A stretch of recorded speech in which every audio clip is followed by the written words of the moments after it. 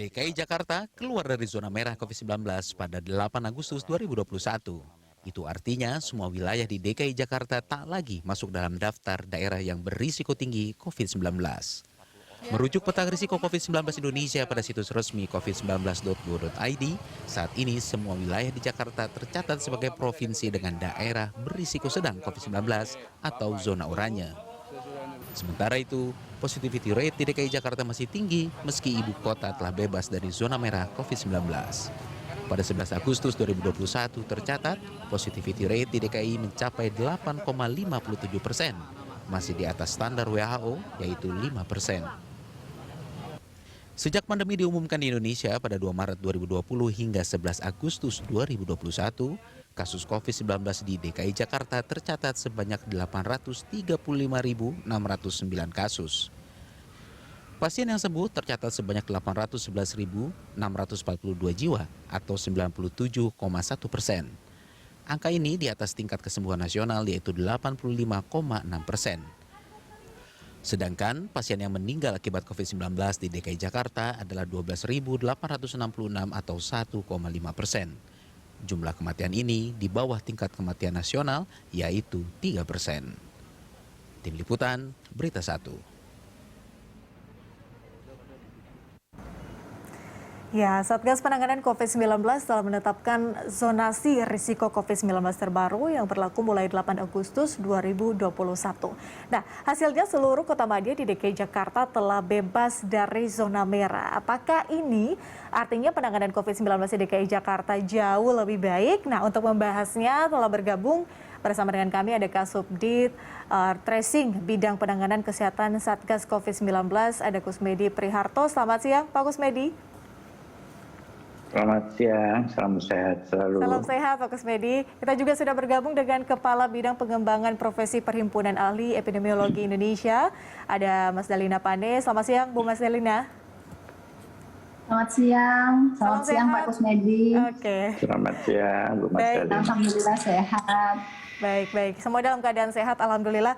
Saya mungkin ke Pak Kusmedi terlebih dahulu ya, Pak Kusmedi. Siang ini kita berbincang bagaimana kemudian Jakarta ini akhirnya keluar dari zona merah. Apakah ini bisa dibilang kalau penanganan COVID-19 di DKI Jakarta ini jauh lebih baik atau mungkin ada faktor lain nih Pak Kusmedi? Iya, terima kasih sebelumnya. Jadi mungkin berita menggembirakan ya buat kita, tetapi bukan berarti hal tersebut harus menjadi sesuatu yang disyukuri, tetapi justru harus kewaspadaan kita meningkat untuk bisa menjaga agar tidak selalu menjadi merah. Bahkan kalau bisa keluar dari zonasi 2 atau 3 ya, jadi dia ada di zonasi 1 karena kita tahu bahwa kita tidak mungkin akan menghilangkan COVID begitu saja, tapi kita memang sudah harus siap dengan hidup berdampingan dengan COVID ini sendiri. Oke, jadi pertanyaan selanjutnya bagaimana kita bisa mempertahankan ini atau enggak paling tidak menurunkan levelnya nih Pak Kusmedi? Ya, kinerja daripada teman-teman tentunya di lapangan tidak bisa sendiri. Saya selalu mengatakan bahwa kita harus bergotong royong semuanya, termasuk bagaimana masyarakat harus ikut bersama-sama kita untuk bisa melepaskan diri daripada COVID ini. Pemberdayaan masyarakat harus dimaksimalkan, gotong royong harus dimaksimalkan. Karena kita tahu bahwa penyakit ini adalah penyakit perilaku.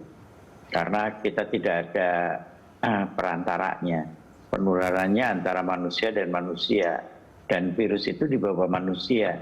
Ketika virus itu masih ada di manusia, kemudian masa inkubasinya masih ada, ketika dia harus berjalan ke tempat yang lain, dia membawa virus itu, tidak memakai protokol yang baik, maka penularan itu akan terjadi. Artinya naik turunnya daripada jumlah orang yang terkena virus itu sangat tergantung perilaku daripada manusianya.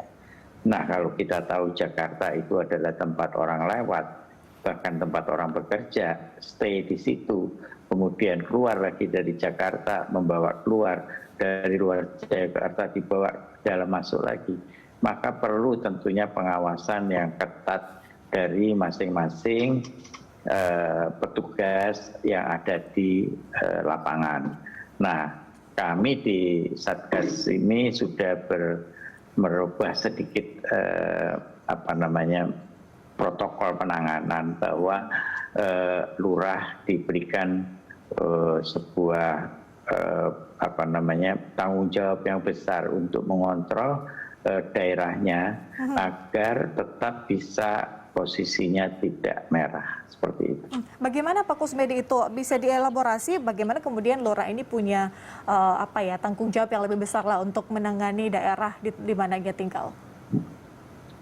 Ya, kita sudah melakukan pelatihan lurah, kira-kira ada 1.200 lurah di seluruh Jawa Bali, termasuk beberapa provinsi di luar Jawa Bali. Kita memang sedang coba untuk meningkatkan itu. DKI termasuk bagus respon hal tersebut. Kemudian lurahnya oleh gubernur diberikan KPI sebagai bagian kinerja dia, sehingga disitulah titik tangkap bagaimana mulai penanganan itu secara teratur. Di lurah itu juga kita berikan 2 tenaga tracking kita. Jadi ada 2 tenaga tracking yang mulai minggu kemarin kita aktifkan, itu kita dampingkan kepada Pak Lurah agar Pak Lurah bisa mengerti ada berapa orang yang positif, ada berapa orang yang perlu karantina, ada berapa orang yang perlu isolasi mandiri, siapa yang belum dapat obat, bagaimana distribusi bantuan sosial dan sebagainya. Itu dilakukan oleh teman-teman kita tracking bersama-sama dengan Babinsa, Babin Kamtipmas, dengan lurah dan unsur kepemerintahan terdepan, RT, RW, dan jangan lupa masyarakat. Itu yang paling penting. Oke, Bu Mas Dalina, kalau dari pandangan Anda, Bu, ini kan Jakarta kemudian keluar dari zona oranye. Saya balik lagi ke pertanyaan saya ke Pak Kusmedi tadi. Apakah ini bisa dibilang kalau penanganan COVID-19 di Jakarta ini sudah jauh lebih baik atau bagaimana, Bu? Karena tadi di paket awal kalau tidak salah positivity rate-nya di Jakarta itu masih di angka 8% kalau nggak salah, Bu. Ya, ini yang agak sedikit aneh hitung-hitungannya ya. Jadi sepertinya ada dua perhitungan ya, ada zonasi merah, kuning, hijau, dan kelihatannya Jakarta sudah keluar semua dari zona merah. Tetapi kalau kita lihat asesmen situasi COVID di Kementerian Kesehatan, Jakarta itu masih transmisi komunitas level 4, itu level tertinggi dan berbahaya. Dan kemudian kapasitas responsnya juga masih terbatas. Nah, ini yang harus kita mulai berpikir ini yang benar yang mana gitu ya, apakah memang benar-benar sudah keluar dari zona merah ataukah kita salah menghitung di asesmen situasi COVID dan kapasitas respons. Ini masih ada 2 perhitungan yang berbeda ya. Jadi harusnya gimana, Bu, itu? Ya, kalau dalam perhitungan kami sebenarnya Jakarta sudah makin membaik saat ini ya. Tetapi yang digunakan untuk memutuskan situasi kondisi COVID-19 di Jakarta kan asesmen situasi COVID dan kapasitas respon. Kalau kita lihat dengan untuk Jakarta, transmisi komunitasnya masih tingkat 4, kapasitas responnya masih terbatas, itu artinya masih masuk level 4 ya. Oke, berarti dalam artian Bu Mas Dalina dielaborasi dalam artian sebetulnya Jakarta ini masih zona merah atau gimana, Bu? Itu, jadi bertentangan ya, zonasi. Jadi ada 2 perhitungan, yang satu zonasi dia sudah keluar semua dari zona merah, tetapi perhitungan asesmen situasi COVID masih berada pada level 4. Ini kan berbeda ya. Tapi kalau ditanya dari sudut pandang epidemiologi bagaimana? Kalau dari sudut pandang epidemiologi, dari 4 kriteria transmisi ya komunitas, saya kira Jakarta itu saat ini bahkan zonasinya sudah ke arah 2 menurut pandangan kami. Oke, jadi langkah apa yang diperlukan agar kemudian tadi data 2 tadi itu selaras? Ya, ada perbedaan data yang dibuat di pusat dengan data yang ada di daerah. Kalau kita diamati di COVID Jakarta, mereka juga buat ininya ya, buat webnya. Itu sebenarnya positivity rate mereka hari ini kemarin 12 Agustus itu di 6,8.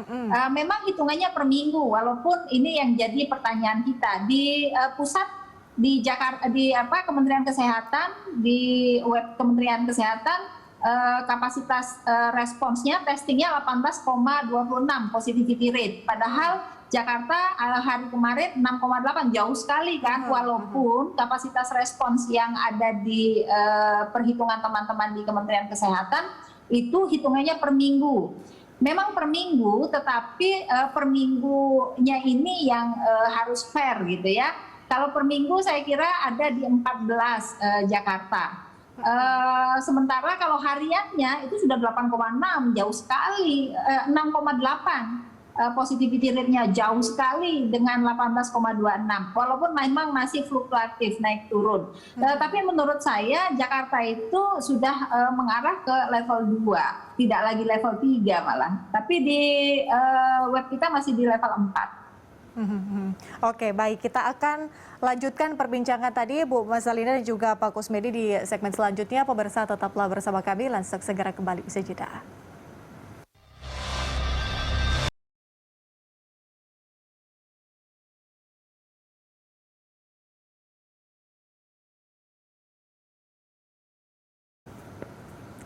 Jakarta bebas COVID zona merah. Kita lanjutkan perbincangan kita pada siang hari ini. Kita masih terhubung dengan Pak Kusmedi dan juga Bu Mas Dalina. Saya ke Pak Kusmedi terlebih dahulu. Pak Kusmedi menanggapi tadi kata Bu Mas Dalina terkait dengan kemungkinan adanya ketidaksesuaian data. Ini mungkin bisa dijelaskan seperti apa sebetulnya pengolahan data ini, Pak Kusmedi? Karena kan tadi kata Bu Mas Dalina nampaknya ada ketidakcocokan seperti itu. Ya, memang kalau kita melihat bahwa dari dulu kita itu kalau sudah bicara data seringnya nggak validitasnya itu nggak bisa terpastikan gitu ya. Jadi kalau saya ya sudahlah, kita yang mau bicara dengan data silakan.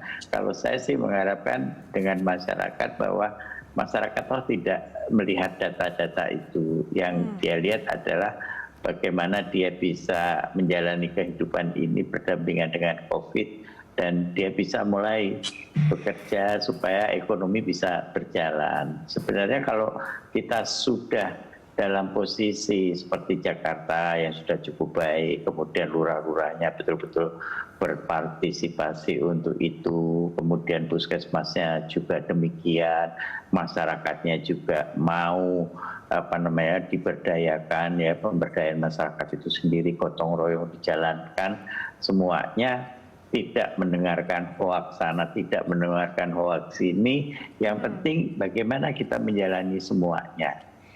Jangan lupa kita selalu berdoa, pasti ya, karena kita tahu bahwa semuanya hanya karena Tuhan lah apabila kita sampai kena dengan COVID tersebut.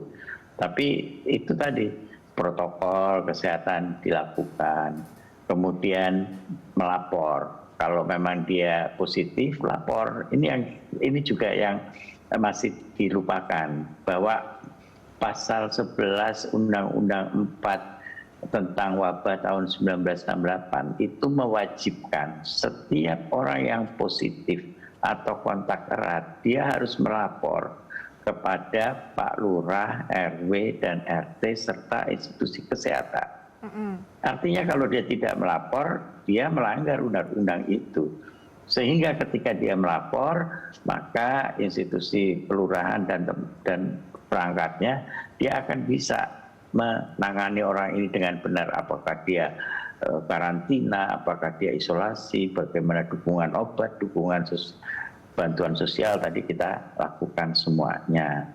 Sehingga kalau itu betul-betul dilakukan, makanya saya menaruhnya itu teman-teman itu di tingkat kelurahan, supaya wilayahnya cukup kecil, tidak terlalu lebar. Kalau itu ditaruh di tingkat kabupaten kota kan besar sekali, melihatnya juga susah, pekerjaannya juga pasti lebih rumit. Tetapi dengan wilayah yang lebih kecil, apalagi kalau Pak Lurahnya itu punya inovasi yang bagus, dia mengaktifkan RT dan RW-nya untuk itu semua, itu lebih kecil lagi lingkungannya, maka lebih mudah lagi untuk mengkontrolnya. Ketika di satu RT misalnya katakan ada 10 orang yang kena, ya sudah, kalau memang biayanya ada alat dari pemerintah, satu RT periksa semua, rapid terhadap itu semuanya. Kalau ketahuan positif, ya udah karantina ataupun isolasi seperti itu, sehingga nggak perlu di lockdown ya, selurah, secamat, itu nggak perlu, cukup satu RT itu saja, sampai 14 hari semuanya bebas, buka lagi. Nah, ini yang harusnya menjadi sebuah inovasi. Saya sedang berusaha untuk membuat di tempat kelurahan yang sudah kita latih itu untuk bisa menjadikan hal-hal seperti itu menjadi kinerja mereka. Oke. Pak Kusmedi, selain fungsi controlling tadi terkait dengan tracing dan juga testing, itu termasuk juga dengan vaksinasi, Pak Kusmedi? Ya, tentunya demikian. Kalau kita mau bicara hidup bersama dengan COVID itu kan ada 5. Yang pertama adalah 3M. Ya kan, menggunakan masker dengan benar, terutama di situ jaga jarak. Kalau orang 2 menggunakan masker yang benar dengan jarak lebih dari 2 meter, pasti kalau satu positif, kemungkinan menular 1,5 sampai 2%. Sangat tinggi akurasinya untuk tidak menular. Kemudian yang kedua 3T. Yang paling penting tadi, melapor ketika positif, lakukan karantina, lakukan isolasi 14 hari. Saya tetap melakukan instruksi pada teman-teman 14 hari. Karena kenapa? Kalau 14 hari itu, walaupun kuman virusnya itu masih ada di dalam tubuh orang itu, kemungkinan besar dia tidak menularkan lagi. Kalau toh menularkan sekecil. Berikutnya adalah vaksinasi. Kemudian sesudah vaksinasi adalah berdoa. Nah, kalau semua ini kita kerjakan dengan baik, tentunya semua akan berjalan.